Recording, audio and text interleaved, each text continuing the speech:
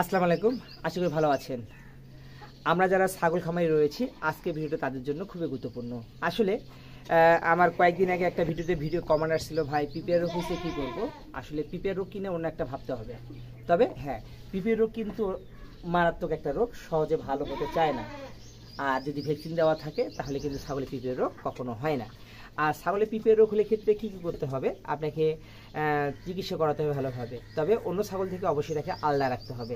আর একটা বিষয়, পিপিআর রোগ থেকে বাঁচতে হলে সর্বপ্রথম কাজটাই হচ্ছে আপনাকে ভ্যাকসিন প্রদান করা। ভ্যাকসিন প্রদান করলে কিন্তু সেই ছাগলে কখনো বা পিপিআর রোগ হতে চায় না, বা হলেও কিন্তু তাড়াতাড়ি ঠিক হয়ে যায় সামান্য ওষুধ দিলে।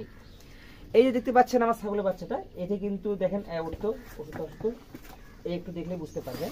আসলে দেখেন এর বয়স কিন্তু বেশি না, এর বয়স কিন্তু মাত্র হচ্ছে আপনার 3 মাস, আসলে 2.5 মাসের মতো বয়স হচ্ছে আর কি। এই 2.5 মাসের বয়সে কিন্তু দেখেন ছাগলটার গঠন অনেক ভালো হয়েছে। কারণ হচ্ছে একে আমি নিয়মিতভাবে কৃমি, জিঙ্ক এসব দিয়েই থাকি, আর মাল্টিভিটামিন তো আছেই। তো এই যে এর পাশাপাশি যদি আমরা ভ্যাকসিনগুলো প্রদান করে থাকি তাহলে কিন্তু ছাগলটা অনেকটাই সুস্থ হবে, বা ছাগলের খামারে কিন্তু অনেকটাই কি হতে পারবেন, লাভবান হতে পারবেন। তাই গরুর খামারের মতো ছাগলের খামার যদি যত্নবান হতে পারেন তাহলে কিন্তু অনেকটাই লাভবান হতে পারবেন।